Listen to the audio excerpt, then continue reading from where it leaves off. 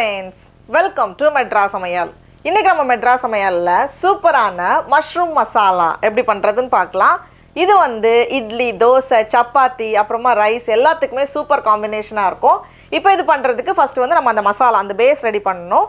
அதுக்கு ஒரு பேனில் 2 டேபிள் ஸ்பூன் போல் எண்ணெய் சேர்த்துக்கோங்க.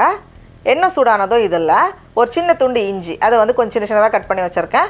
கூடவே 4லேருந்து 5 பல் போல் பூண்டு எல்லாத்தையும் சேர்த்துட்டு, இஞ்சி பூண்டு லேசாக வதங்கினதும் இதில் 2 வெங்காயம், அதை கொஞ்சம் ரஃப்பாக கட் பண்ணி வச்சுருக்கேன். அது கூடவே 5லேருந்து 6 போல் முந்திரி பருப்பு, அதையும் 1-2 உடச்சி வச்சுருக்கேன்.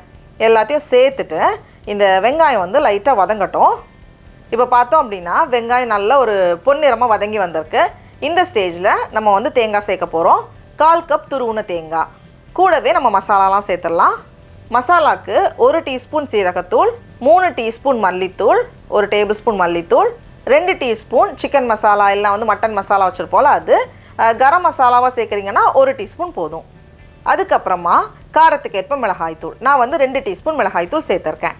எல்லாத்தையும் சேர்த்துட்டு லைட்டாக ஒரு வாட்டி மிக்ஸ் பண்ணிடலாம். இப்போ இதில் நம்ம தக்காளி சேர்க்க போகிறோம். 2 தக்காளி, அதையும் சும்மா ரஃப்பாக கட் பண்ணி வச்சுருக்கேன். கடைசியாக கொஞ்சம் தண்ணி சேர்த்துட்டு நம்ம இதை ஒரு 5லேருந்து 7 நிமிஷம் போல் நம்ம வேக வச்சிடலாம். வெங்காயம் தக்காளியெல்லாம் நல்லா சாஃப்டாக வதங்கி வரணும். இப்போ பார்த்தோம் அப்படின்னா வெங்காயம் தக்காளியெல்லாம் சூப்பராக வெந்து வந்திருக்கு.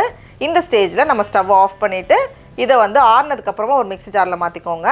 கூடவே கொஞ்சமாக அந்த பேன் அலசி தண்ணி சேர்த்துருக்கேன். ரொம்ப தண்ணி சேர்த்துற வேண்டாம், கொஞ்சமாக தண்ணி சேர்த்து நல்லா அரைச்சி இந்த மாதிரி எடுத்துகிட்டு வந்திருக்கேன். அவ்வளோதான், மசாலா அரைச்சி ரெடி பண்ணி வச்சுருக்கோம். இப்போ டக்குன்னு நம்ம மஷ்ரூம் கிரேவி பண்ணிடலாம். அதுக்கு ஒரு பேனில் 3லேருந்து 4 டேபிள் ஸ்பூன் போல் எண்ணெய் சேர்த்துக்கோங்க.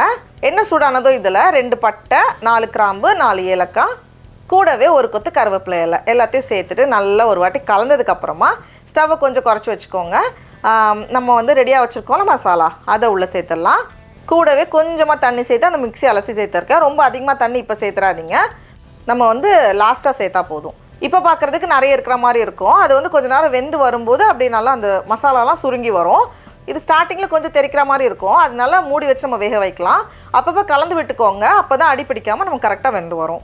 இப்போ பார்த்தோம் அப்படின்னா நம்மளோட மசாலா சூப்பராக வெந்து வந்திருக்கு. நான் அப்பப்போ கலந்து விட்டுட்டே இருந்தேன். இது கொஞ்சம் கெட்டியாக வந்திருக்கு. இந்த ஸ்டேஜ்லேயே நம்ம அந்த காளான்லாம் சேர்த்து நம்ம பண்ணுறதுனா பண்ணலாம்.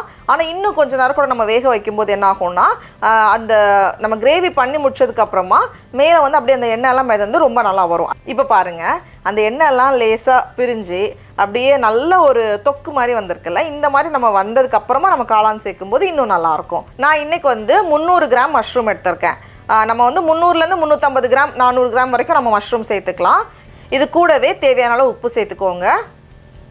எல்லாத்தையும் சேர்த்துட்டு நம்ம வேக வைக்க போகிறோம்.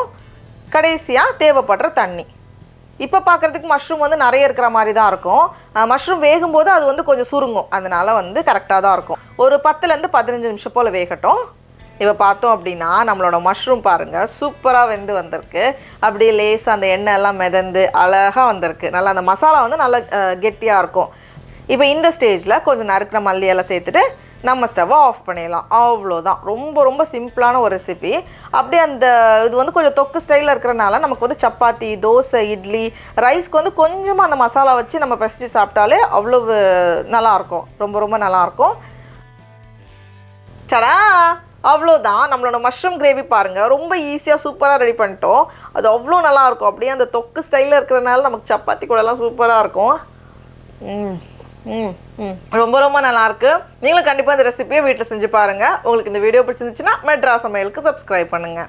நாவின் சுவை எறும்புகள் மலரட்டும்.